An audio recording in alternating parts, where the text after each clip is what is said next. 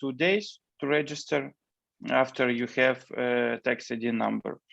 From that moment, you can open bank account on the name of Ukrainian person as the director of company, or you can wait till the period as you get work permit to become director of Ukrainian LLC. And after that, you can open bank account. To open bank account in Ukraine, it usually takes something like 1 week maximum. Now I will tell you, just one moment, about taxation system. There are 2 types of taxation, usually 2 types that use limited liability companies in Ukraine. It's a general tax system. It's 18% from profit tax, and the simplified tax system. What? I think it was an open mic by mistake. Okay, good. And simplified tax system, it's 5% from income. So from all the money that you get, you pay just 5%, and that's all. And this simplified tax system, it's possible to use if you have income per year, a maximum $250,000 per year.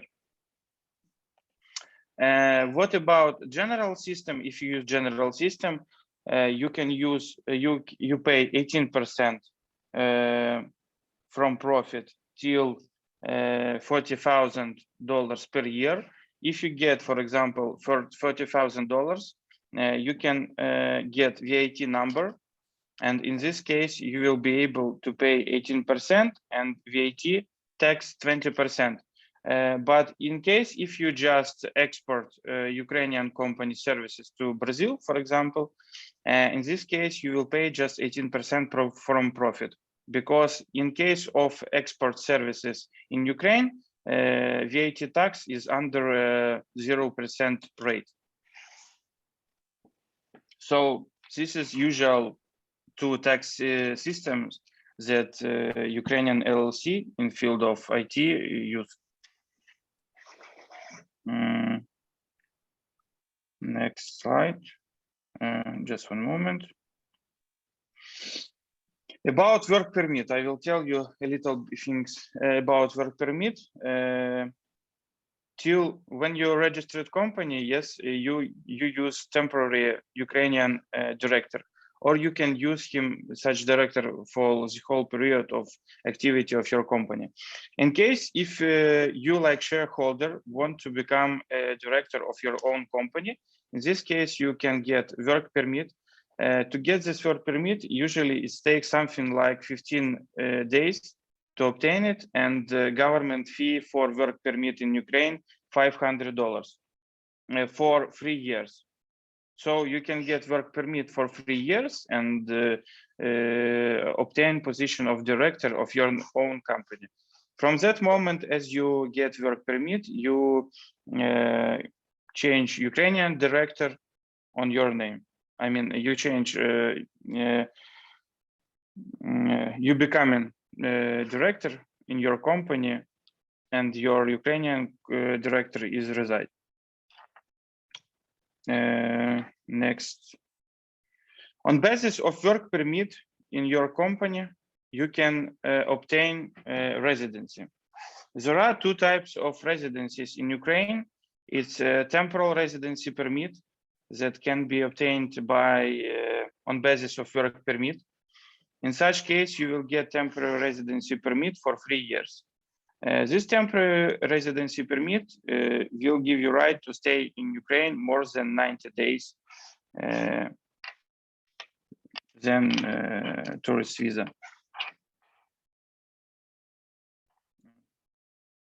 Just one thing. Okay. Also, to get temporary residency permit, you need, before you arrive to Ukraine, on basis of work permit, you will get visa D in Embassy of Ukraine in your country. And as you will get visa D at embassy, you will be able to come to Ukraine and get this residency permit. Temporary residency permit application for this TRP will take something like 15 working days. And after that, that's all. On base, just one moment. I can, okay. Hey, Vlad, sorry. Also, can I ask you yes. something before the subject is gone? In Brazil, we're able to stay for 3 months in Ukraine, even though we don't have a visa, temporary visa. Should that be enough already to apply for the visa in Ukraine, or should we also get a permanent then? No. You can come and register your own LLC in Ukraine in this period of 90 days on tourist visa. After that, you need to go to fly to some country, and abroad you can get visa D at the Embassy of Ukraine. After, as you get visa D, you arrive again and apply for residency permit, and that's all. So this is the only one time that you will need to leave Ukraine to get visa D. Okay, also I will tell you one more new type of residency in Ukraine. It's permanent residency permit for IT specialists. The main idea of this permanent residency permit is that you will have the same rights as a citizen of Ukraine, except of voting, of course, and you will be able to work in your own company without work permit on position of director. In this case, you will not need to waste your money and time on work permit and etc. and renewing your residency in Ukraine. This residency will be issued for 10 years. To obtain this residency, IT specialists should have experience in field of IT minimum for 3 years. It can be proved by some letter, for example, or some contract that a person had experience in field of IT. And also you should have or diploma in field of computer science or some technical diploma. Or if IT specialist doesn't have any diploma, he can show his balance statement that he had income in field of IT in amount of $24,000 per previous 3 or 12 months, something like that. If person has such documents and can prove his experience, in this case, he can apply for permanent residency permit and work and live in Ukraine for 10 years. The main difference is that when you apply for permanent residency permit, you need to apply for immigration permit, and it takes something like 3-4 months to get it. But it's like it's quite good opportunity for IT companies and some freelance specialists or some companies who wants to relocate his core team or some core specialist employees. And two things that I want to tell you about copyright, because I think that it should be important for IT companies. In Ukraine, from the moment when software developed, it's protected by Ukrainian copyright law. But to be sure that you have like some rights on copyright on software, and to prove it, you can, usually Ukrainian IT companies cover it with software agreements, services agreements, and the certificate of transfer of rights on software. This is how usually law works in Ukraine about copyrights. One more thing about how usually Ukrainian companies build their structure, internal structure in field of relationship with employees. Usually, Ukrainian IT companies hire IT specialists like individual entrepreneurs or sole entrepreneur. In this case, usually when employee registered like private entrepreneur, such private entrepreneur need to pay only 5% of income. It's like, we can say it's like salary, and social pension tax each month, it's like something like $50 per month. If we compare taxes on employee, if you like officially employ some specialist in Ukraine, in this case, for each employee, you need to pay 18% like personal profit tax. And also you need to pay social security tax, it's 22%, and also military tax. So if you count together, it will be something like 40%. For each employee, you need like to pay taxes if you hire such person like officially. To avoid such huge taxation, usually limited liability companies hire just private entrepreneurs, employees that registered like private entrepreneur, and pay for each employee 5% of tax. That's all, each month. So this is, I think, the main important things that you need to know to do business in Ukraine. Cool. Vlad, I have a question also. One of the things that I think it's always important to ask, because I saw a lot of problems happening already, especially in countries like France. What if I need to fire someone? Is there anything that I should keep in mind? How hard it is to get rid of talent in case it's not working between us? Usually such questions covered by services agreement between limited liability company and private entrepreneur. In Ukraine, we have like huge legal practice in field how to prepare such agreements to avoid some difficult situation with employees. Usually we have two documents. One is official, it's like the documents that you show to tax authority, it's like services agreement. And second one, it's like non-official documents, it can be something like job offer between you and your employee. Cool. And there's also a question here from Luan. He wants to confirm, just to double check, do company partners need to apply for a resident visa to create the company? No, I think he's just double checking. No need. To register a company, it's important to have tax ID number. For this, you need to apply. It takes something like 1 week, 3 days, 5 days, something like that, to get tax ID number. And from this moment, you can register LLC, that's all. But you need to have Ukrainian director at first step.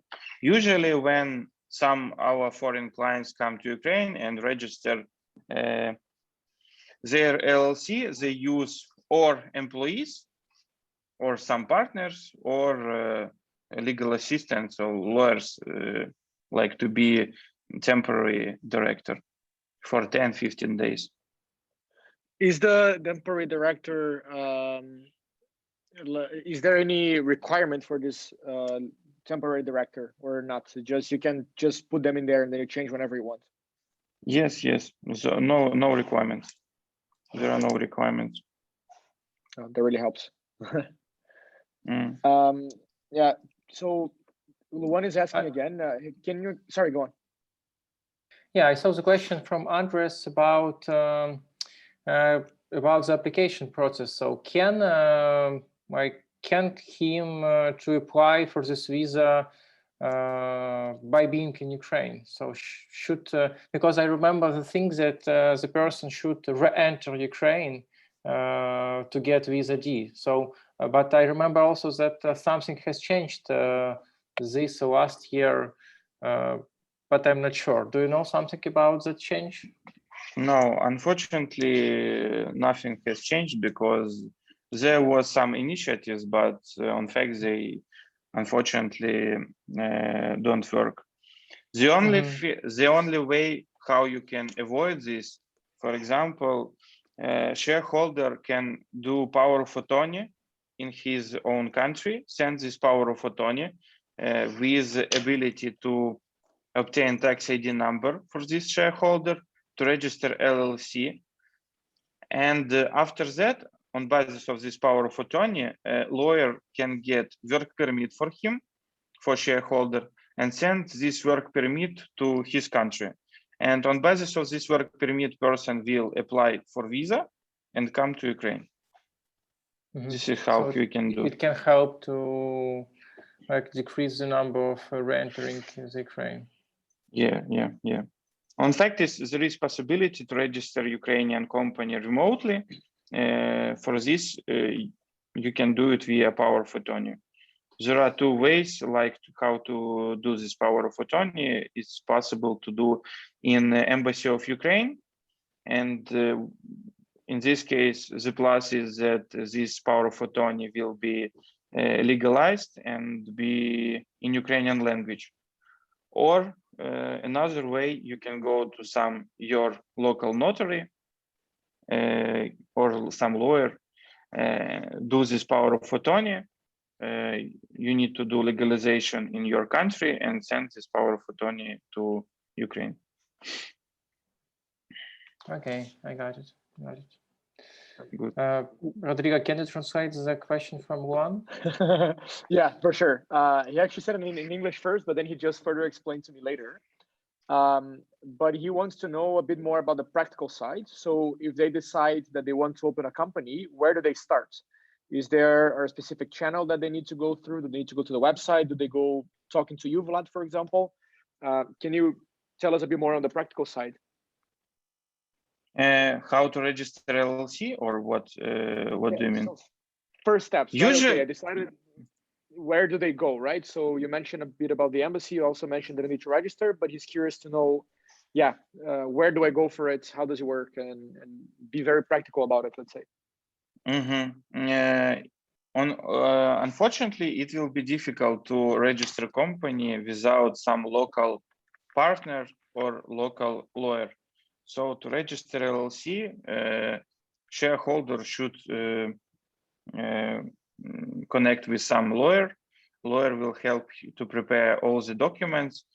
In fact, for registration, we need just passport to register LLC, to get tax ID number, but also we need presence of person. For example, if person will arrive to Ukraine, in this case, we can go with him to tax body and get tax ID, and we can go to notary and register company. Or such person can just arrive to Ukraine. We will go to notary, we'll do power of attorney. And for example, I am like a lawyer, we'll get for him tax ID number, we'll register on his name company, and we'll get work permit for him like future director. And as a result, I give, like lawyer, give him all the documents on his company, and he is able to start activity. Also, one more thing about bank. To open bank account, such person should go personally to bank. I mean, shareholder who get work permit should visit bank. It's quite simple procedure. You just fulfill in forms. Usually, bank manager helps to fulfill it. But if shareholder wants to be sure that everything done in proper way, it's good to use lawyer that will go with him to open this bank account. In fact, each procedure like take tax ID number or registration of company or open a bank account, it's like quite simple. It's take 1 hour to do each step. So basically the first step would be talking to you then. Yeah. No, of course, there are some Ukrainian portal that I can share. There are some information how the process looks like, but on fact, like in any case, to prepare documents such like articles of association, it's the main document of the company, something like charter, and the decision of general meetings. In any case, you need local lawyer. But it's possible to translate in English language. That's why shareholder can check if everything in proper way. And also one more thing that I can tell about notary and power of attorney. when you prepare some power of attorney to authorize local lawyer to do some legal things, notary take responsibility of each activity that he grants to local lawyer. That's why, for example, there is no risk, usually no risk, that in power of attorney will be some another right that shareholder didn't give to lawyer to provide services. It's usually written certain things like I give right to lawyer to register LLC with certain name. I give right to lawyer to get tax ID number under my name, and I give lawyer right to get work permit. That's all.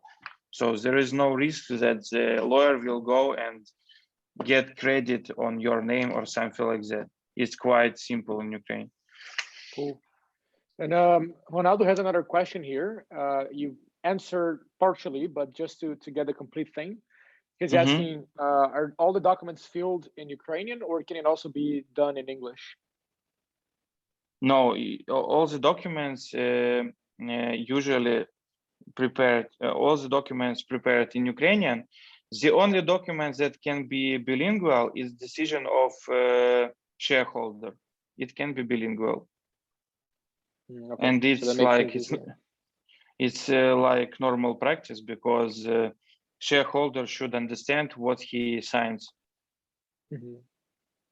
Yep.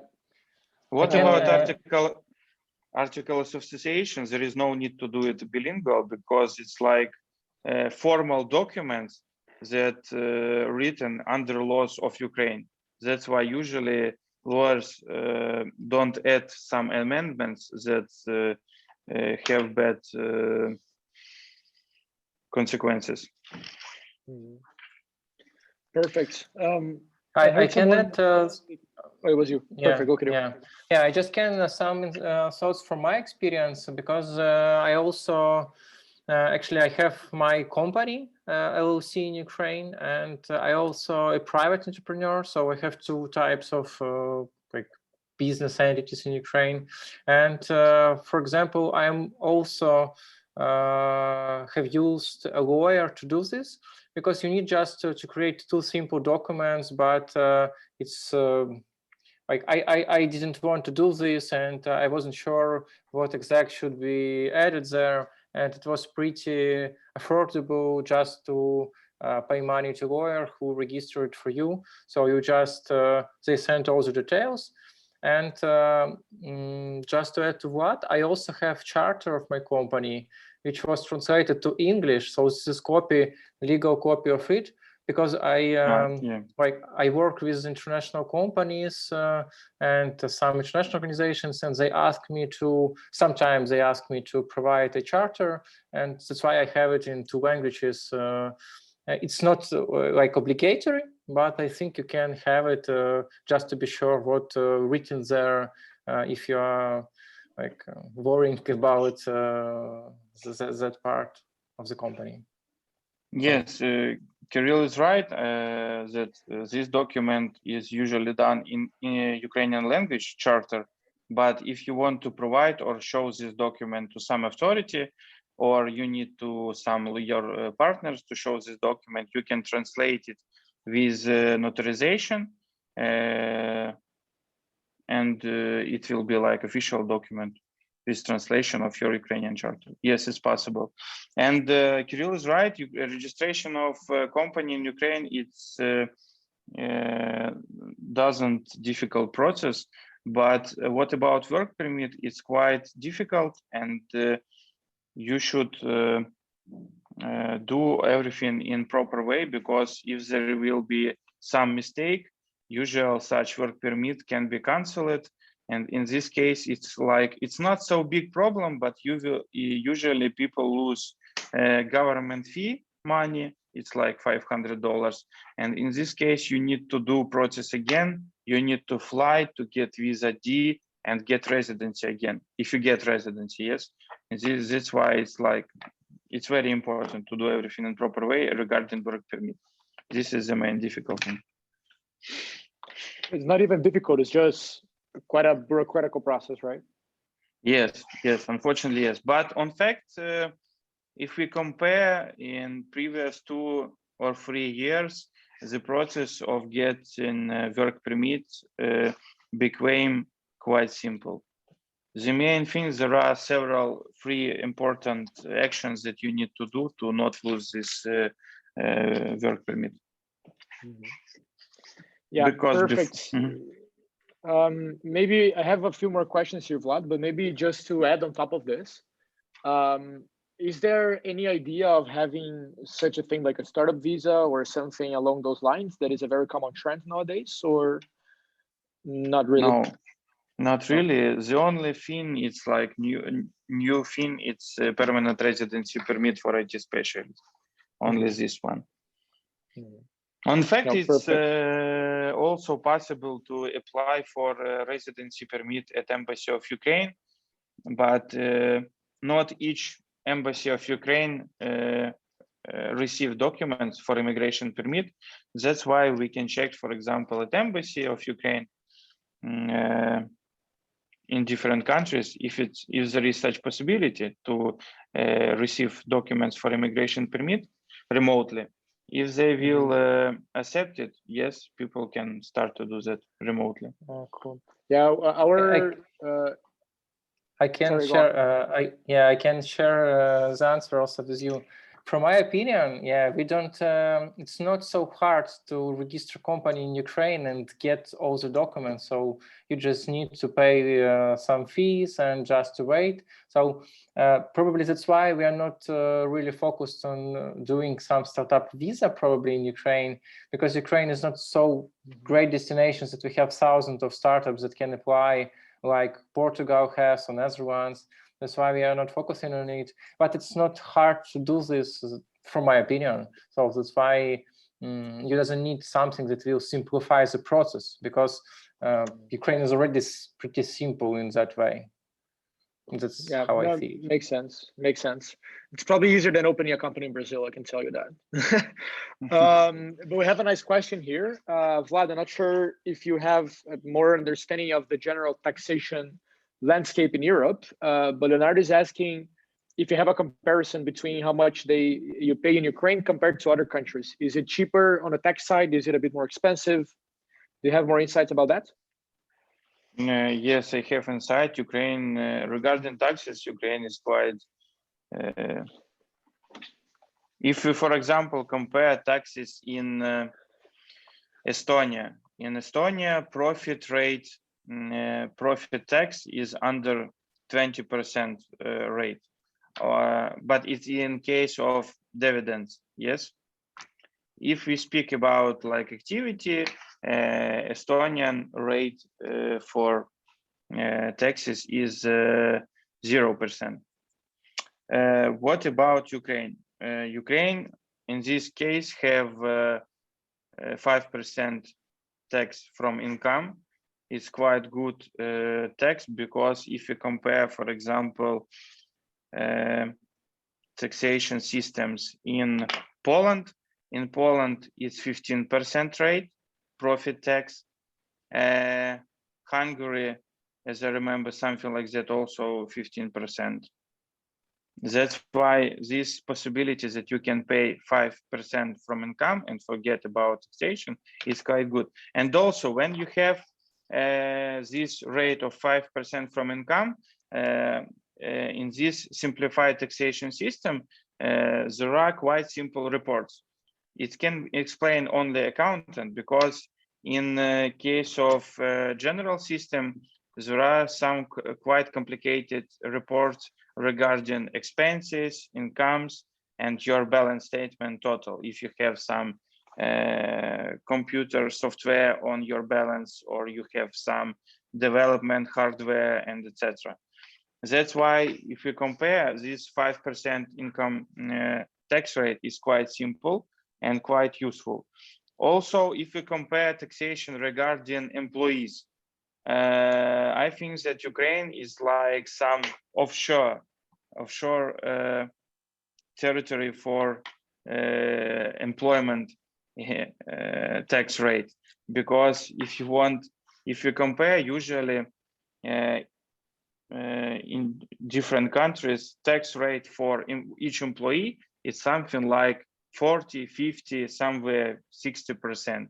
If we talking about European countries, because we have possibility to hire employee like private entrepreneur, we can pay for employee each month just 5% from income, and additionally $50.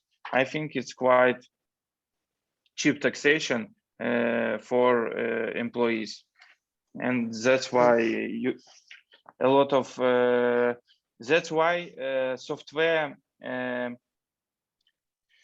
software economy in Ukraine is quite strong. It's because of cheap taxation for employees.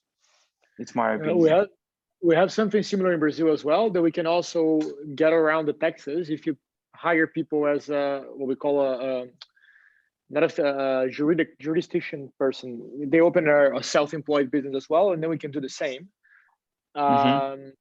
So I think that the structure is quite similar there. But I have another question also regarding taxes that I think it's quite important, just so people can also start thinking about it. Because we discussed a lot this week about using Ukraine as a stepping stone to other countries as well, right? So a lot of the things that we heard is Ukraine has a nice internal market, but you should also look at it as a stepping stone to other places because it's not big enough, let's say. So then I'm also curious to hear a bit more about the double treatments, especially if you know something about Brazil as well. Because it might be better to use, let's say, Ukraine as a base for that than other places, right? So to sell in Europe, for example, or to different locations. Can you tell us a bit more about that on the international level? On fact, it's quite useful. Usually, how companies works, they use general system with VAT tax, which is under 0% when you do export. And in this case, we see that payments for services go to LLC, and LLC pay expenses on their employees. And in this case, you pay in Ukrainian LLC, we can say from some small amount of money, you pay 18%. Other money goes to private entrepreneur, and if like shareholder wants to get some money, he can get it also from private entrepreneur. And in fact, we minimize in such way taxations. So it looks like that we have services agreement, for example, with United States company, yes, something like that. United States company pay to Ukrainian company, Ukrainian pay company pays to private entrepreneur, and Ukrainian LLC will pay like just small amount of tax and get money from private entrepreneur, like because of 5% rate tax. Also, shareholder can register on his name not only LLC, he can register on his name at the same time private entrepreneur and get this simplified tax rate. So you simplify the process then? What? So you simplify the process if you do that in the end? Yes. Makes sense. Also, what about double taxation? To say the truth, I don't remember if Ukraine has some convention, but I think that it should have some convention about double cross taxation. And in this case, if a shareholder from another country paid here taxes, he can get from Ukrainian government reference or certificate that prove that here he paid taxes from income that he get and that he had, and he can show this tax certificate in his country to prove that taxation is paid. Perfect. Yeah, I'm trying to check here, and we do have a double treatment taxation agreement with Ukraine. I just checked there, so that's good. And we have a few more questions here as well. I think Kirill just responded. But yeah, so he was asking, is there any program or way to get along with locals that could help us in this process? So how can a foreign startup find local people that can help in that sense? Kirill, you just responded, but maybe if you want to bring that to the whole group.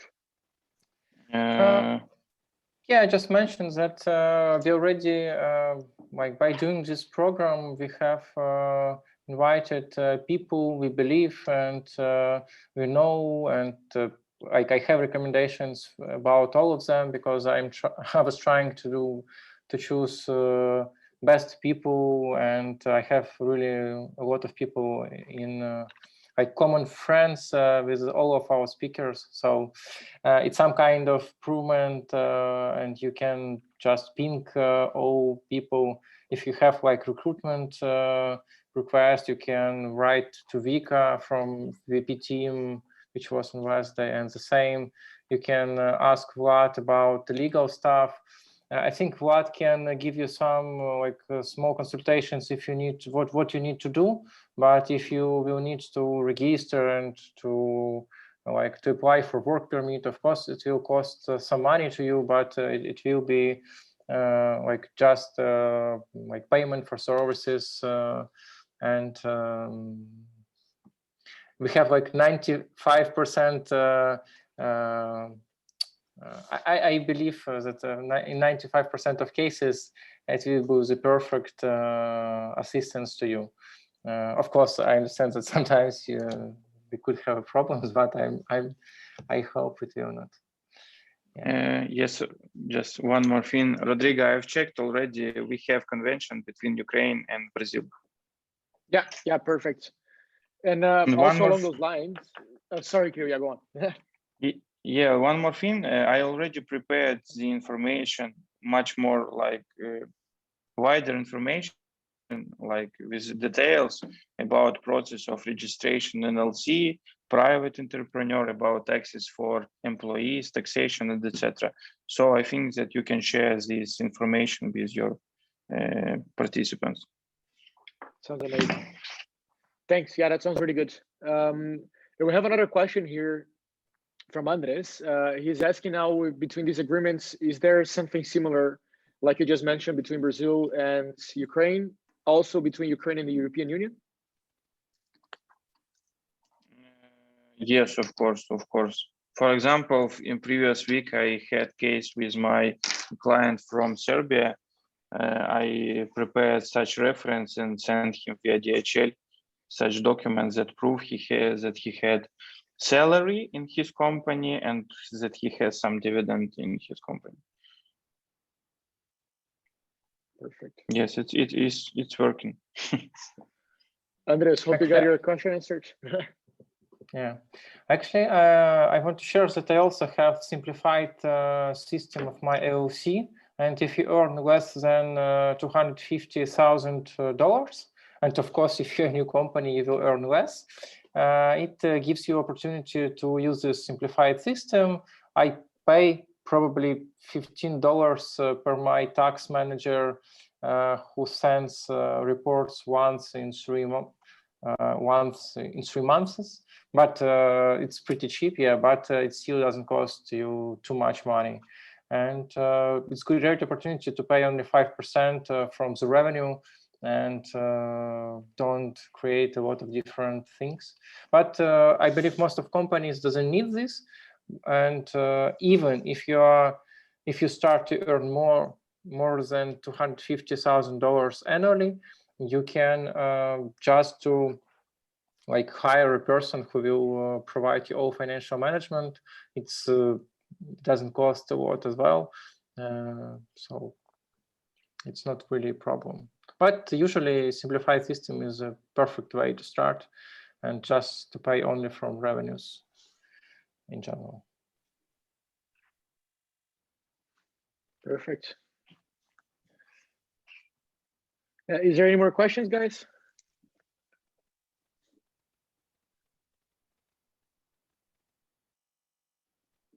I think we're good. Yeah, I think we have covered most important things about the processes. Yeah.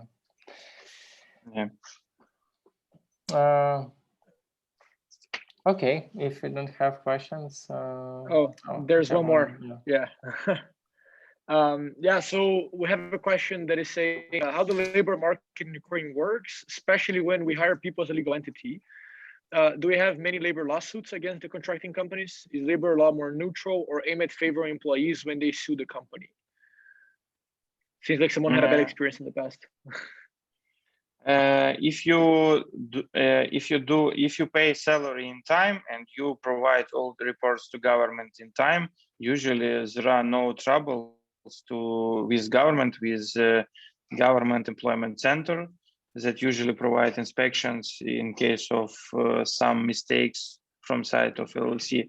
That's why if you do everything in proper way with your accountant, there should be no troubles with employees. Actually, I have read, I'm researching Cyprus market for cooperation now. And I have read the article about Cyprus law system. And they mentioned that on Cyprus, when an employee sues the company, so local employee will be in favor of the government. So the employee has more chances to win in this suit. But in Ukraine, as I know, we don't have such situation, and we don't have any favoring system for employees or for companies. So it depends on the contract details. And if you pay in time and you send all the reports, for small companies, they even don't care about you because they don't have time to check all small entrepreneurs and everything like this. Yeah, it's very important to do documents and agreements between LLC and the employee. The document should be done in proper way, and there should be no details about something like that he should work from 10 o'clock till 6 o'clock in the evening. I mean, yes, and in this case, there should be no troubles with taxation bodies or employment bodies. But in case of some legal practice, if employees sue from the company, usually our bodies on the side of employees, but nowadays usually employees has no claims with their employers. Actually, just to share, in Ukraine, I think we have pretty people don't trust courts, so they don't sue anybody because of it. Because for them it seems like too complicated to apply. It's not a complicated thing, but most of people think that there is no need to go to court because it's they don't believe in it. And because of this small phase in court system, they don't sue anybody in general. But of course, some people can sue, but I don't know. During my 10 years in the industry, I didn't hear a lot about such issues. Yeah, but just yes, usually such cases can be fixed by negotiation between parties, and in this case, we have some local mediators or lawyers becoming mediator between these parties, and usually such claims between parties can be fixed by negotiation. That's all.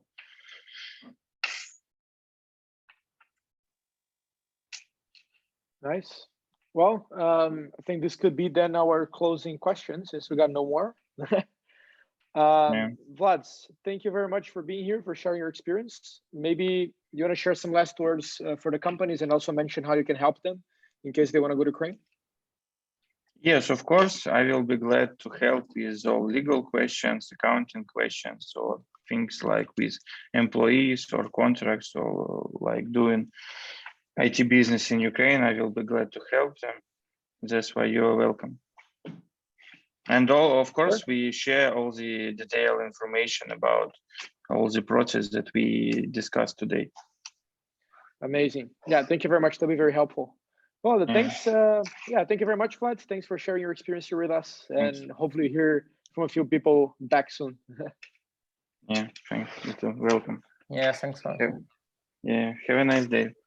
Bye. Thanks, you too. Cool. Yeah, so people, now we walk towards the end. We still have 35 minutes there, and what I want to do with you guys is walk you through a few of the main insights, at least of course from my sides that I put on a presentation here, and also from Kirill. But more than that, I want to leave it up for an open discussion here, because of course we got a lot of information, right? I mean, we got a lot of information coming from the speakers, and I think this is the nice that we can recap. And in case you guys want to share some thoughts, if you want to discuss something, or just get some topic that might be unclear up to now, then I think this is the time that we can round up and close everything, yeah, as well as possible, let's say. So what I'll do now is I'll share my screen, if that's okay for you guys, and we can take it from there. Kirill, is that okay? Sure. Beautiful. So let me first find my screen. There we go. Got it. There you go. Can you guys see my screen? Yeah. And actually, if you have some questions and you still didn't clear everything you need to know, it's a good time just to ask. And yeah, I'm here actually to cover if you need something. Yeah, and that's something that I also wanted to mention. Of course, during the week, me and Kirill were both intermediating things and not talking too much, but I think it's also great that you guys know that Kirill is one of the most influential people in the Ukrainian ecosystem. And the only reason why we got so many interesting people to be part of this agenda is because this guy knows everyone. So Kirill, we have that slide in the end. I really wanted to tell a bit more about your story. But it's nice for people to know that you have been working with this for a long time, and also receiving international companies in Ukraine for quite a long time as well. So use his experience, because this guy really knows about stuff. Yeah, actually, I am part of Ukrainian tech ecosystem for the last 10 years already. I was working for acceleration programs, VC funds, like a few big ecosystem players. I spent 5 years by investing in startups from Ukraine, so I know a lot about challenges of Ukrainian companies by going global, by hiring people here in Ukraine, by registering company and other things.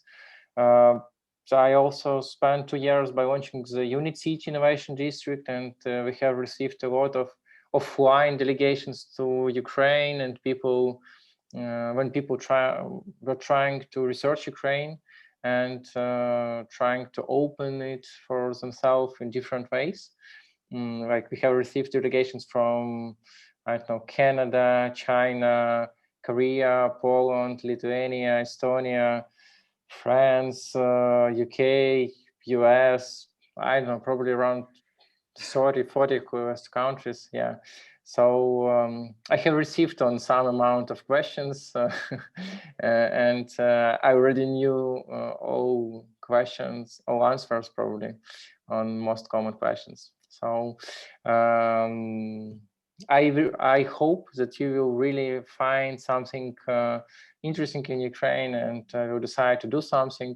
One more thing I want to highlight and to share. So it's not obligatory to register your company in advance. If you want to learn more, just try to talk with like a bigger amount of people. Try to travel to Ukraine actually to see it by yourself, to understand, is it your culture, or is it your way of doing business or not? Like we have great co-working spaces with like foreign people in there, so you can just travel, hire your hot desk, and talk with some people who also came from like from different continents to Ukraine. Just open it, and you will have a chance to learn, to talk, and it will be much cheaper than to register anything or start some operations. Sometimes it's easier to just learn, to talk, and to understand. because Ukraine is great, but I am totally sure that not for all cases, not for all industries, and some industries are pretty hard here or underdeveloped, and we don't have enough markets there. Yeah, no, definitely that's agree. my And something nice to say to do along those lines. Yeah. Sorry, you're saying something still? Yeah, just to share the last thing. Actually, Center 42 Innovation Agency, I'm running this company for 2 years, and we try to connect the corporations and startups. In general, we organize some startup programs and some startup competitions to find, and we help to find innovative solutions for which can help to solve society problems or just challenges of the corporations.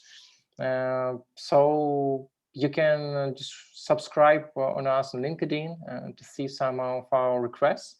I think it's could be pretty hard to cooperate for Brazil companies with local Ukrainian companies because of the language.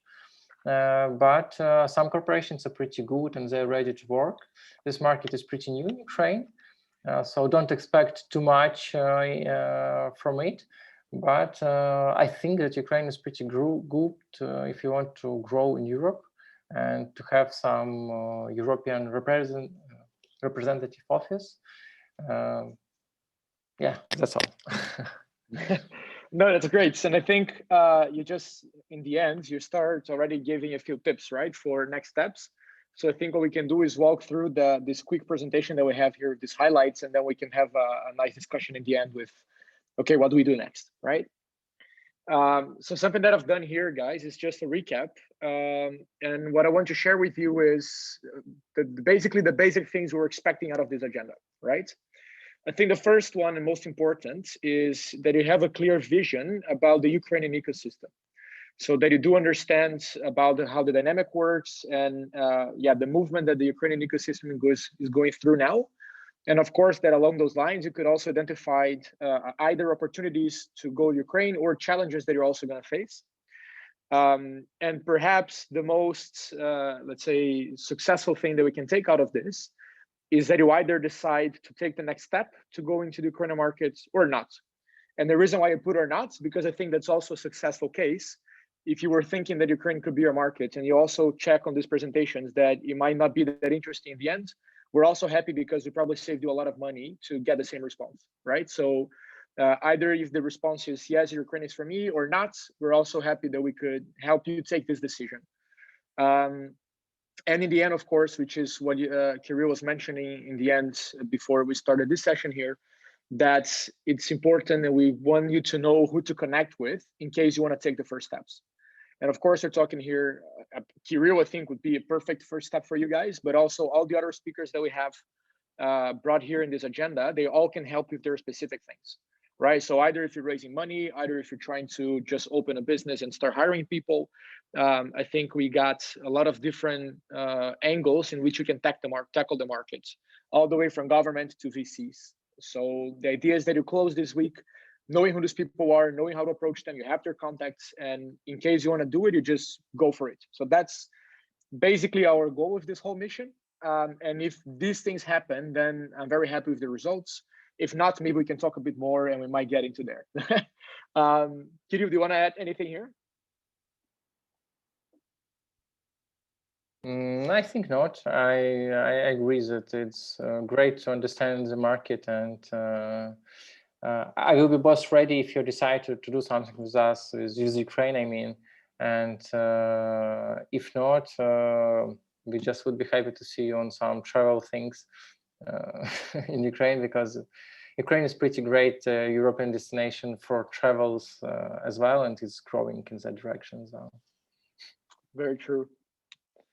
So what I want to do now very quickly, I've sent this to you guys every day, but I want to touch upon these points again. I'll translate Kirill, I swear. But those are basically the main highlights that I think I'd like to highlight from each one of these sessions, in which the first one that we got Natalie, the director of Tech Ukraine. I think a few very important points, a few things that we kind of knew it already before, or at least I had that in mind when I was thinking about Ukraine. A few very interesting things. First of all, that we heard the whole week that Ukraine is worldwide known by their talents and especially by developers and good developing force. And that over 20% of the Fortune 500 companies have a PhD location or R&D location in Ukraine. And that, of course, is not only good because you have more businesses going on there, but it also puts the corporates closer to local startups. So it gives you an advantage in that sense as well. And finally, what she also mentioned that I think it's very interesting is that if you want to take the first step into Ukraine, you can also get in touch with the regional clusters because they are there to also support companies and support the ecosystem in different ways. So I think that's a nice tip for a first step. And the second thing, or the second session that we had with Dominic from Unit City, I think nobody better in this group now to talk about Unit City than Kirill, of course, because he basically helped build the whole thing or the whole ecosystem around it. But we could see what these guys are doing is just amazing. They're going to become 10 times bigger than the biggest tech hub here in Europe, which is insane. If you think about it, it's just crazy the amount of things they want to do in that location. But also very nice that he mentioned that, okay, of course, the space is nice. We have really good things going on here, space-wise and thinking about the property itself. But the most important is the different initiatives that we have in the buildings. We have different corporates, we have different accelerators, we have different incubators, we have the VCs, everyone in one single location. So it makes it easier for everyone to interact. And I think this is really nice, especially because they're so willing to receive companies from abroad and help them land in Ukraine. So it seems like a very good start. If you want to be in the middle of where everything is happening, then it seems like a very good location to get started. Kirill, do you want to add something there? Oh, no, I agree. I think it's going to be a beautiful, huge innovation district. And they're going to have, like you have opportunity to work, to live, to study, to educate your kids. So everything in one territory. So it will be like some closed territory and open in the same way. But I think it's going to be something really interesting just even to see someday, because it's really in a district of the city with a huge concentration of talents, of people, of startups. And it seems great. It's a beautiful new architecture, and it's going to be something really interesting and unique for Ukraine and for Europe as well. Yeah, I really want to go at 2025 when everything is ready, just to see. These movements, they're quite often, I'll say, or they're getting quite popular in Europe. You see, for example, that Lisbon is also building a whole innovation district, but it seems like nothing compared to what Unit City is doing, which is very exciting. And actually, I know that they have received around 50 millions now from European Bank of Reconstruction and Development, and from international finance organization. So some big international players already put their money to finance next stages of Unit City. So I think it will be even, it could have chance to be finished even earlier than 2025. Yeah. Wow, that's very nice. Very nice. And people, do you guys want to comment anything about this day? Do you have any questions, any additional insights that you want to share? I can answer actually about the question in the chat about the weather while still we're here. In Ukraine, it's pretty interesting weather. I think the best way for me to be in Kyiv is from May till October. So we have around, the usual weather is 30, 35 plus degrees, and some days in July we have hot weather, and hot for us is like 40, 42, something like this. I mean Celsius. I don't know which system do you use in Brazil. Celsius, yeah. I'm not sure. Celsius. Yeah, as well. Yeah, great. And during the winter time, for example, today we have +5 degrees, so it's quite cold to me. And of course, we have some days in January and February, when we have minus 15. So and a few days a year like minus 20. So some people from tech industries are trying to escape for a month or two to Bali, for example, to Indonesia, because it's a great destination to work from there and it's hot.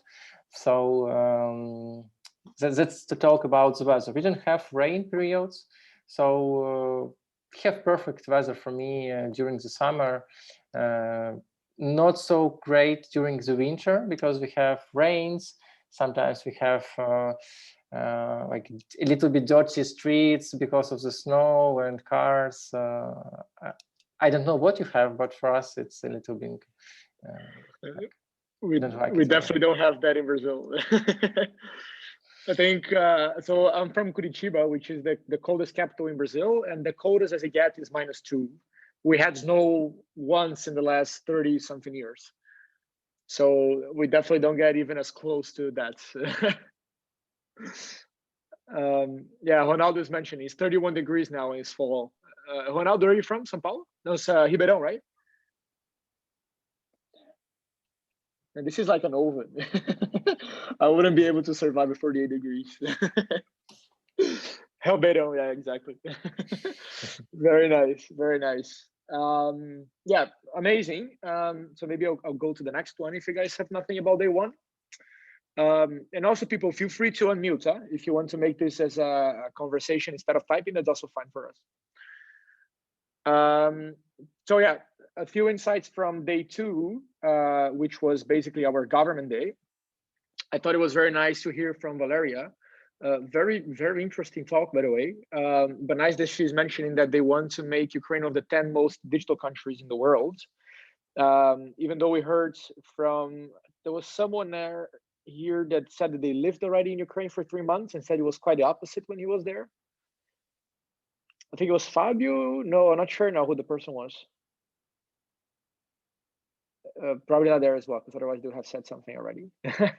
But very nice to see that, and very nice to see also that they have this new program to help people develop digital skills for this new century, which is very interesting because you have from all age brackets, from all different levels of society, that people know how to do stuff on the digital age, which is incredible because we still have in Brazil a lot of people that have no access to internet, and we have a lot of people that don't know how to use different digital tools.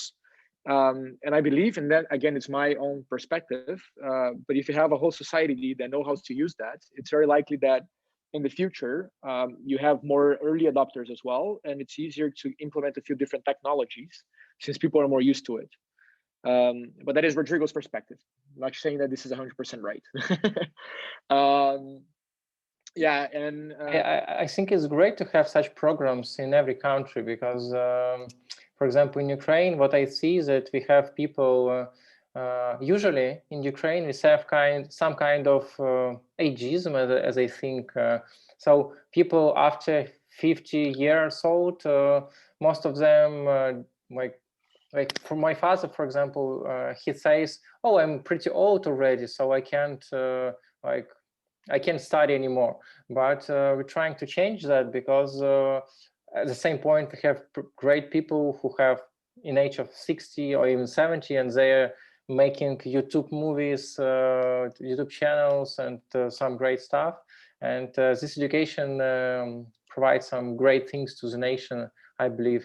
For example, my grandmother, she's 72 years old, and she's registered in Facebook, and she likes my stories there, so it's strange, but I see already the progress because they are trying to educate and create Netflix style movies about digital transformation, how people of certain age can use technologies. Nice, very nice. Nice to see that. Yeah, you have even a personal example of that happening. This is really cool. Yeah, my grandma has no idea how to use a lot of stuff, so it's quite fun. Yeah, and I think the last nice part that she also mentioned is that by having this digital revolution within the government, it might also make it easier for other companies from abroad to go into Ukraine because you skip a lot of the bureaucratic paper process So that should be seen as a result in the next few years as well.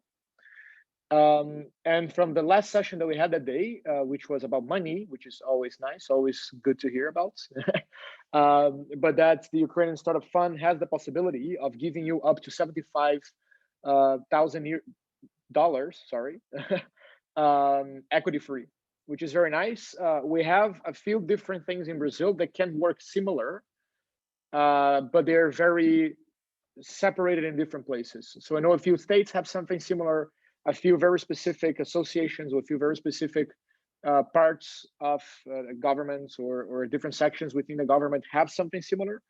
But this one is very centered, right? So that's what I like. And it seems also like a quite simple and straightforward process to get. And then this is divided between a 25 and a 50K ticket. So 2 different tickets that you can apply for depending on your stage. But you need to have a Ukrainian entity to do that. So my suggestion here is that the first and most important thing that you should do, and that's what Kirill mentioned in the beginning as well, is understand if Ukraine is actually a good market for you first.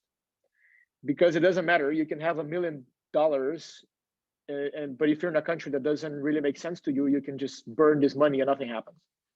It's just spending your time, spending your energy with something that doesn't really make sense, right? So, of course, very interesting. If it makes sense, then definitely something that you can go for. But please first make sure that it does make sense for you to be in Ukraine. There are other different kind of countries also that offer something similar. In Europe, that is quite common depending on the country. So it is important that you take a look and you make sure that this is indeed a good location for you before, wasting your energy if it doesn't make sense. Kirill, I saw that you're moving towards the microphone. I'm not sure if somebody said this, but I want to clarify that actually in Ukraine it's pretty easy to do something without registration. So you don't need to worry that okay, I didn't register anything, but I'm already trying to do business. So that's why most of startups, they don't have any registration before fundraising. They're trying to show some first results during the first months, and then they say, okay, we want to receive money, so we need to receive money for some entities. That's why they register the company.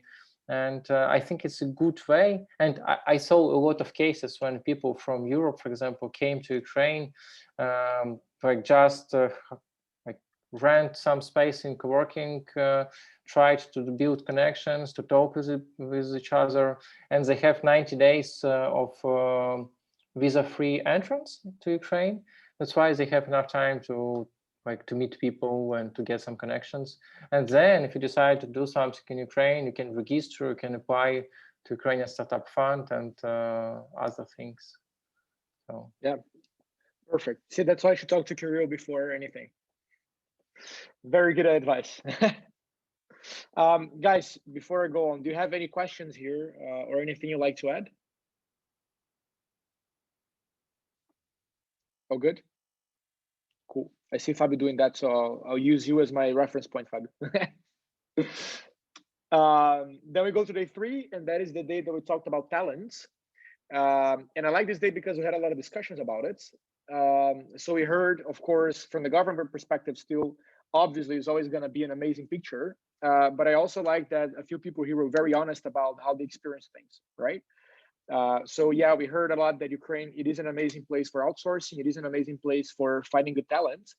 But reality check also says that, yes, of course, it is a good place, but you also have a lot of people trying to get these people or get the developers on board, which makes sometimes quite difficult for you to find a good amount of people at first, or it can be quite expensive also to get very good people on board. So it's not a magic land. It's not a fantasy world that developers are almost free and available for you. I don't think that works anywhere in the world anymore, unfortunately. But we do see that, yes, there are a lot of advantages, right? And I think that is quite important to keep in mind. And especially if you compare, for example, I'm not sure if I told all of you guys, I know a few of you already know, but I'm in the Netherlands. I'm not in Brazil. I'm also not in Ukraine now, but my company is Dutch. And if you're hiring a person here in the Netherlands, entry-level developer, 3,000 euros a month. you're not going to pay less than that. If you pay less than that, you're very lucky. So if you're going to other places in Europe, they are very expensive. So Ukraine still is a very cheap place compared to that. And I know that in Brazil, things are a bit cheaper, but also important for you to keep that in mind, right? So if you want to look for talent, if you need to do that in Europe, you want to be closer to your customer, then I think it is still a very strong, solid proposition to use Ukrainian developers in that sense. Of course, developers are not the only kind of talent that we have. So we also discuss a lot about, different, specifically more in the creative industry, that you have very good designers, for example, very good advertising people, and then you can get much cheaper salaries. So they are very close to what Brazilian terms would be from my perspective. And by my perspective means that I am from Curitiba, and I know that it can be different if you go to São Paulo, for example, or if you go to Natal, which is a bit cheaper, right?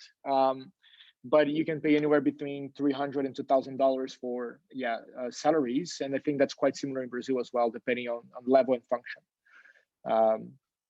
But nice to keep that in mind. And I think a very important discussion that we touch points every now and then, but that I also want to highlight today is about the business culture. And that is very funny because business culture is very often one of the biggest undervalued things that I see between entrepreneurs that want to do business globally. And the reason why I say that is because it's not something that we actually take into consideration as much as we should. And what usually happens is that we lose sometimes a customer, we lose a partner, we don't even know why, but very likely happens because we don't understand each other based on cultural differences. And I think it's very important to keep in mind, and I hope you guys know that about us Brazilians, but we tend to be very political about stuff, right? So if I don't like something, I'm not gonna look at you and say, man, this sucks. We're never gonna do that. If you do that, you're probably gonna punch me in the face or cry. Yeah, exactly. Fabio did exactly we usually say, this is very nice, but maybe if you're thinking about improving it a bit, then you could do this, right? But as we heard a lot about it this week, and I think maybe Kirill can vow and add what he thinks about that, the Ukrainian tend to be very straightforward in that sense, which can come across as rude for us sometimes. But because they say the truth, it's completely the opposite, right? So if they tell you the truth and they're direct about it, they're being nice to you and not lying in your face. So it's all a different way of seeing things, but I think it's quite important that we understand that before reaching out to people and before starting a conversation even. Kirill, maybe can you add a few things in there? Yeah, I think it's a good way. Actually, just I don't want to be. I think it's okay to comment this, but for example, you can you had chance to see Vlad, who was pretty straightforward. Like, okay, I will tell you about the details and registration. And some people, of course, we have some people who are pretty emotional. They can talk a lot. For example, like Hannah, on Wednesday. But Vlad is pretty straightforward, and we have a lot of people who are trying to be straightforward. They can seem a little bit serious and like without emotions. But it doesn't mean they don't have emotions or they're angry or serious to you. Sometimes it's, but we still have both types of people, I think. And I think the problem we have is that we had for a long time, we had a lot of men in like on top positions. Now it's quite changing, and we're also trying to hire more women on top positions, and they like share with us their passion, some proactivities, because like a lot of Ukrainian businessmen, they're pretty the same like Vlad was today. Serious and oriented on the process. And this is something you should learn, but it's not all about people like in every country, so you can't just say, okay, this man, he's serious, and no, so but this is a very nice thing that you comment, Kirill, and I realized that, but I didn't comment on it, but very nice. And you see by the agenda that we had a very good ratio between men and women, which is very nice. In Brazil, I'm trying to care about this, so I'm worrying. No, but that's very important. And I think we see that in Brazil, we still have a major predominance of guys in the tech scene. We have a few things changing. We have some very powerful women now that are changing the way this is happening. But I think we're not, and of course we got a small close on the Ukrainian scene. But from what we have seen, I don't think we're close to that in Brazil yet. But we're walking towards this direction, which is very nice. Hopefully we're going to get there as well. If you are interested, I will just comment one more thing about the culture of this part of. I will comment it about women and men in our process. For example, I have around like all the time in my team is 95% of people are women, because I can have 50 people who apply on my position on my job opening, and probably I could have one guy and like 40 women. And in some industries we have this problem, and for some reason men are more oriented to be a leader or like on top positions, so they don't apply on like middle positions, and so we have this strange situation in some industries, in some directions. So it's interesting to learn as well.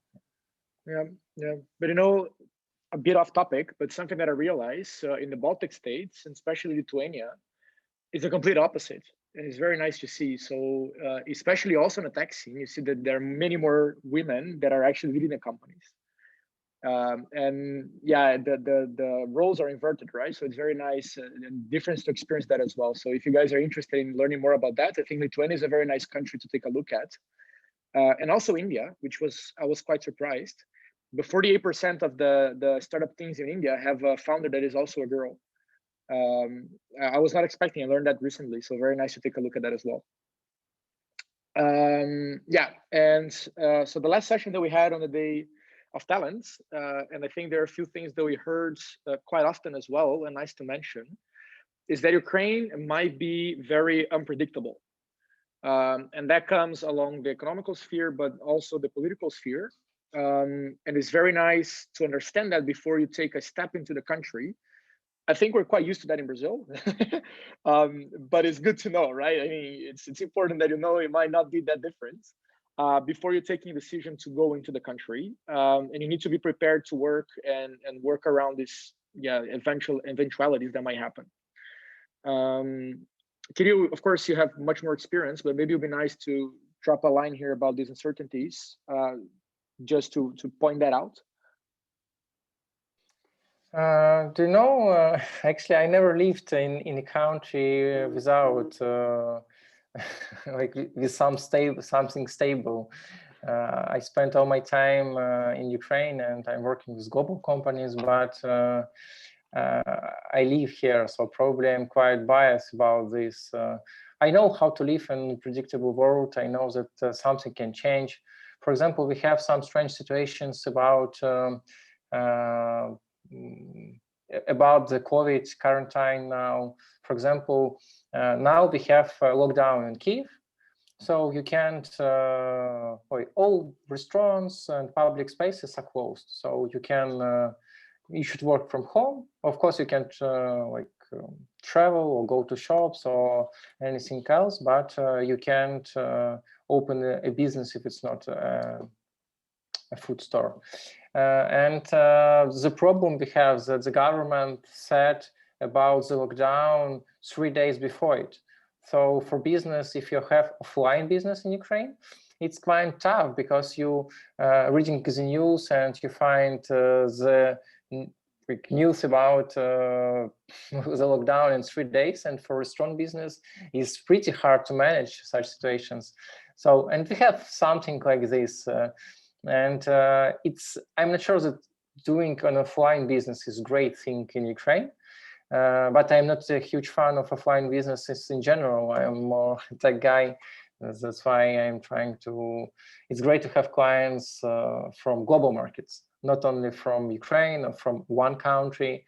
So it's great to have clients from different regions, and it's good for your organizations and stability. But I am not really connected with the government, so my business could live without any government activities, and that's why I know about the instability, but it's really influence you if you have offline business, and it's almost doesn't influence you too much if you're tech business.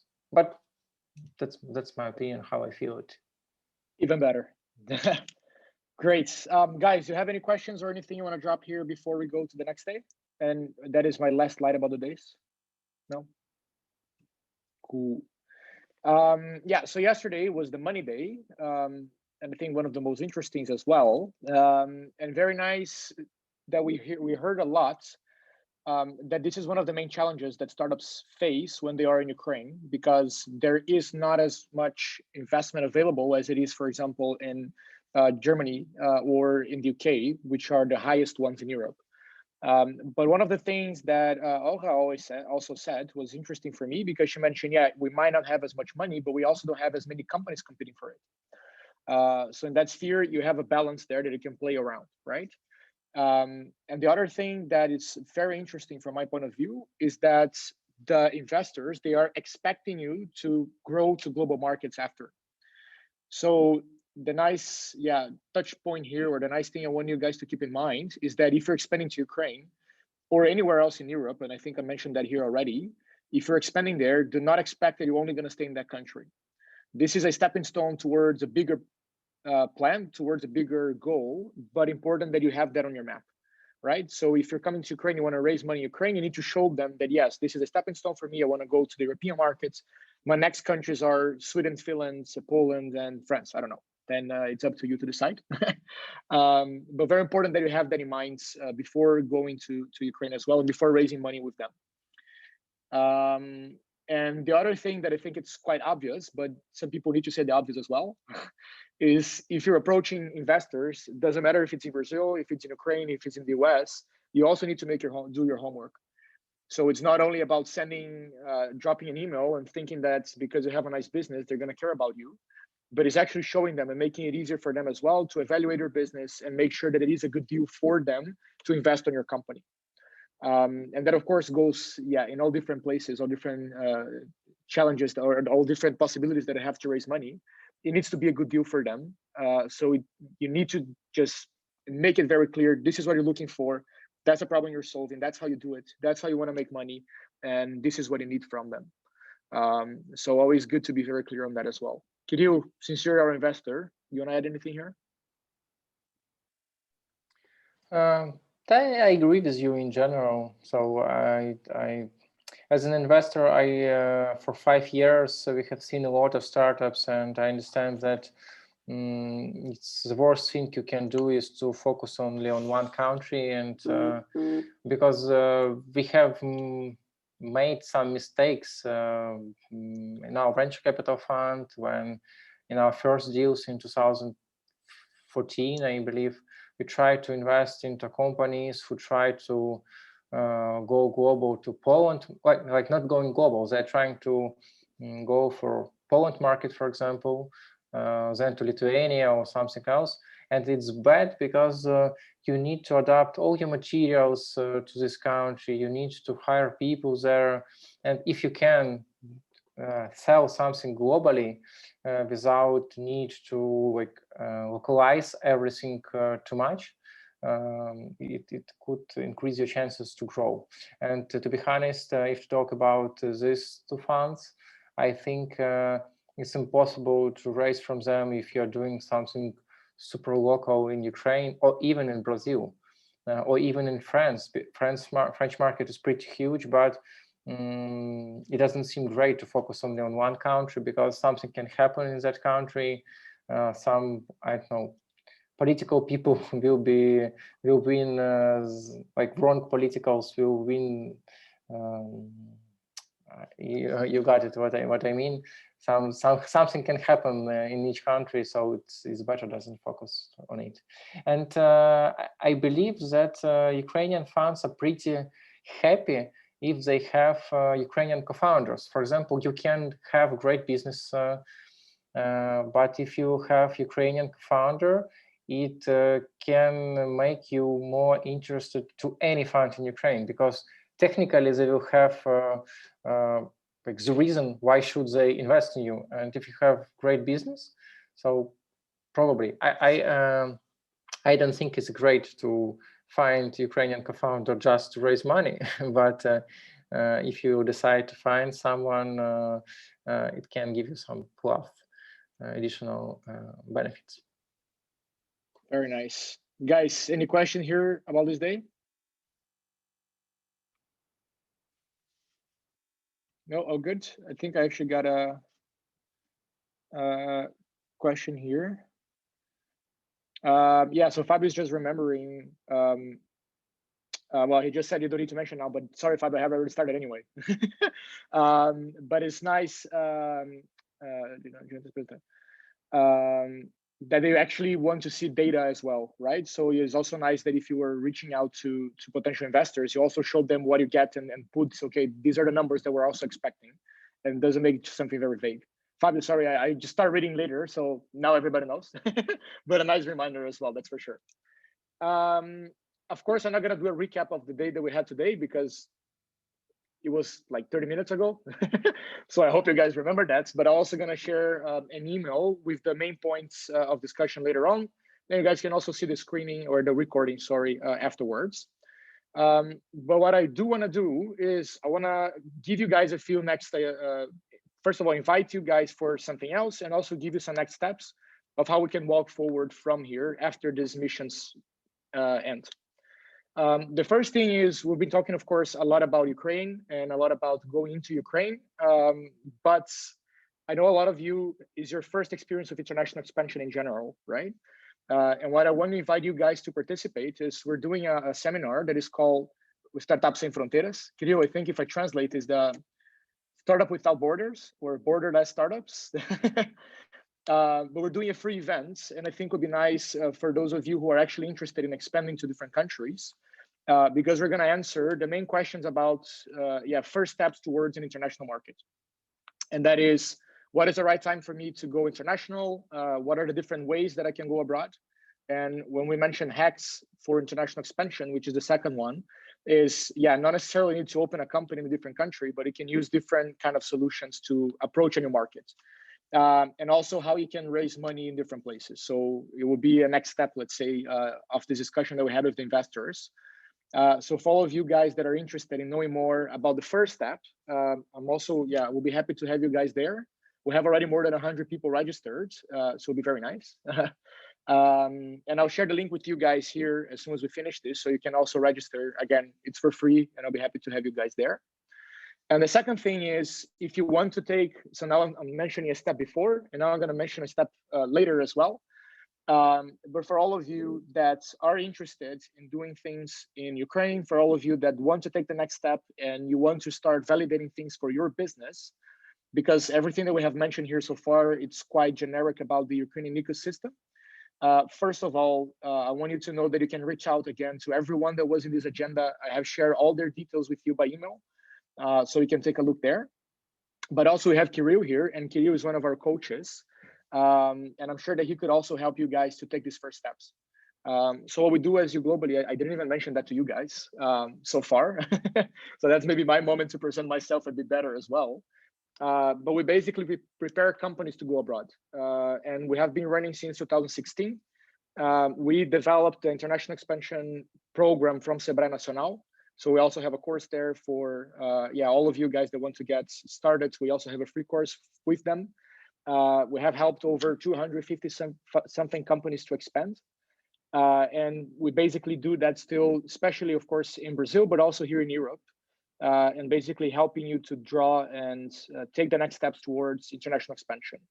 One of the other things that we are also doing is we're developing the Innovation Center of the European Union in India. And we're basically creating a very nice connections there. So I'll be happy to also share a few connections with you guys if you're interested in Europe in general. But more than that, if you're interested in Ukraine, you have a lot of open doors here. And I think Kirill is just the perfect one to get started.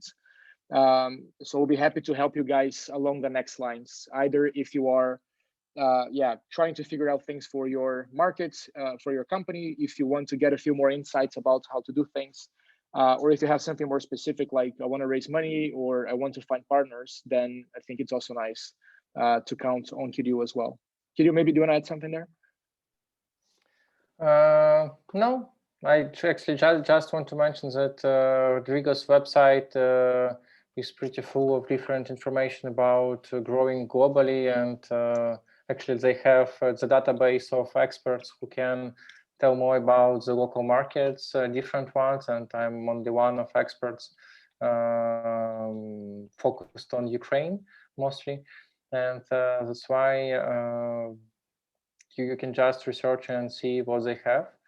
And like, if I can't help you, I will just tell you that I can't help you and probably connect to somebody else. But if you want to establish something more like specific and more, or some personal thing you want to discuss, you can rely on me as well. Amazing. Yeah. And last but not least, people, I need you to ask you a very nice favor, which is basically to give us a feedback about this mission. And the reason why I asked that is because, of course, we want to hear back from you if that was useful and the things that you have learned. And of course, and Fabiano is here. Where's Fabiano? There. Fabiano is here. And from the embassy perspective, which is basically the main responsible for all of this to happen, it's also nice to hear back from you and understand how much value did that generate to you guys. And yeah, if you're thinking about next steps and what the results will be. So it'll be very nice. I'll share this link in the chat with you guys in a second. And yeah, just ask you guys, it'll probably take you 2 minutes to respond to that. So please, yeah, take the time to do it. I'll also send you by email, but it'll be very important for us if you do it. So please, that'll be much appreciated from you. And that is it from my side. Let me stop the presentation here. I think the last things that I want to say before sharing these links and passing the word to Kirill and to Fabiano, which probably wants to say something as well, is thank you guys for being here. Thank you guys for investing the time to be with us. I really hope that you learned surfing this week. And I'll be also happy to help you guys take the next step if that's the case. And if you want, of course, you can count on me for that. Kirill, you want to say some last words there? Yeah, I can. In general, I would like to say thank you, all of you, and especially for you who are here with us, who finished the whole session and whole week with us. I hope that it was really interesting to you, and it was great and my pleasure to bring beautiful people from Ukraine to share some insights with you. And I hope it will give you more perspectives about Ukrainian market, and probably will give you more passion and more insights of what you can do together with Ukraine. And I would be really happy if you will do this and you will connect in some way in Ukraine, and especially will know that Ukraine is a good market and will become promoters of it. And of course, we would be happy to help you to deep dive in it. I want to say thank you. I hope you enjoyed everything. And I would like to say that if you want to do something, just try to research more information about it, because Ukraine is an amazing place. But of course, I already mentioned that you need to choose industries and things where you can be the best one, I think. And I also a big fan of education. I have my fundraising course on how to raise startups, but it's fully in Ukrainian, so you can't apply on it. But I know that it's important to understand some information, how to raise money, how to go global. So if Rodrigo has a course about the going global and it's free, I think you should also consider it to join. Because although information can help you to do this. Thanks a lot to Rodrigo for having me here and for organizing everything. Thanks a lot to Fabiano and the whole team of Embassy who supported this initiative. I hope it will have benefits for all of you, and thanks again. Very nice. Very good to work with you again, Kirill. And Fabiano, do you want to say some last words? I'll put you on the spotlight. Olha, eu vou falar, mas rapidamente, só agradecer a participação de todo mundo, em nome da Embaixada. Foi realmente um prazer ter a participação de vocês. Quero parabenizar o Rodrigo e o Kirill pela organização do evento. Acho que eu, acompanhando diariamente aqui, aprendi bastante coisa. E desejar que vocês sejam bem-sucedidos, que o curso tenha sido útil e que vocês, no futuro, possam vir a fazer, quem sabe, parcerias, negócios com a Ucrânia, né?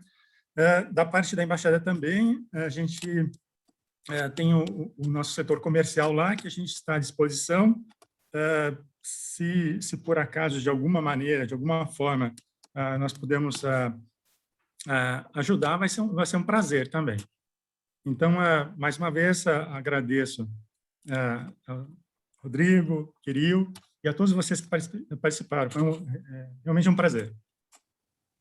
Maravilha, obrigado, Fabiano. Gente, um prazerzão ter vocês aí. Vou deixar também meu e-mail, acho que vocês têm já, porque eu mandei uns 35 mensagens para cada um de vocês. Mas fica aí também para quem quiser se conectar, eu estou super disposto, né? A gente criou o Global exatamente para ajudar empresas brasileiras em específico, né? Foi nossa missão desde sempre a ir para outros lugares do mundo. Então, contem com a gente aí para dar esses próximos passos. E ficamos à disposição aí, gente. Obrigado. Kirill, sorry, I was just saying goodbye last time. Yeah, bye. Right, bye, people.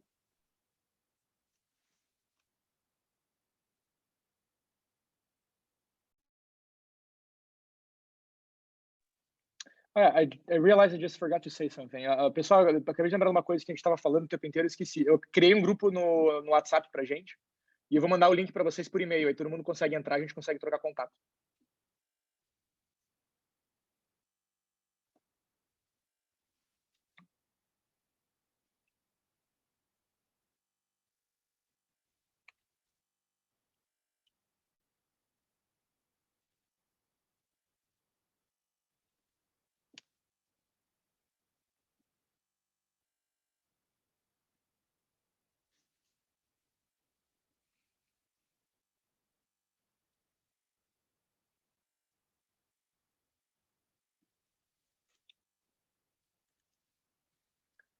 Para quem estiver por aí ainda, eu mandei o link aqui.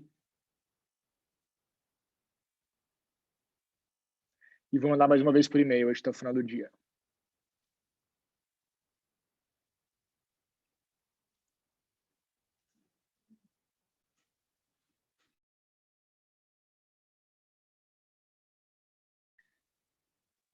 Ó, o pessoal tá entrando já. Boa, Ronaldo.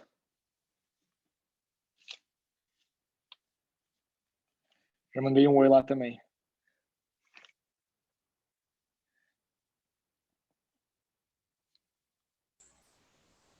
Tchau, Rodrigo. Tchau, Antônia. Obrigado por aparecer todos os dias. Até mais. Beijão. Obrigada, querido. Qualquer coisa, entre em contato. Você também. Estou por aqui disponível. Tá bom, valeu. Beijo. Tchau, beijo. Tchau, querido. Olha, eu acho que a maioria da galera aqui tá meio offline, então eu vou fechar a sala. Ronaldo, cara, prazerzão. Te vejo no Startup Sem Fronteiras, não? Com certeza. Com Maravilha. certeza. Eu acho que eu mandei para tua sócia, não mandei? Eu acho que você deve ter mandado para ela, que era quem fez a inscrição. Mas a gente vai participar disso daí porque a gente tem grande interesse em ir para fora do país. Faz o tipo de negócio que a gente tem faz mais sentido lá fora do que aqui no Brasil. Aqui a gente já conseguiu validar bem o negócio e tal, mas a gente vê que a probabilidade de crescimento mesmo está fora. Essa que é legal. Sempre foi, na verdade, desde a fundação sempre foi a ideia. Uhum. Ah, que massa. Já nasceu pensando nisso. Cara, e você pensar no mercado local, você tendo um SaaS internet, cara, é pensar muito pequeno. O mundo está aí, né?